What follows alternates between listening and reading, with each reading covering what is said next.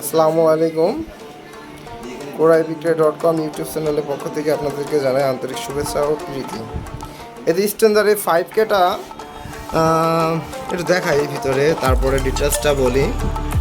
এই যে ভিতরের কন্ডিশন, ভিতরে কোনো আউটসাইডে কোনো কাজ টাজ করা নাই, টেন্সটা সবগুলো অরিজিনাল আছে, আউটসাইডে কোনো প্রবলেম নাই, সেট 100% ওকে আছে। এমনকি আমি বক্সে বাদিয়েও চেক করে দেখেছি।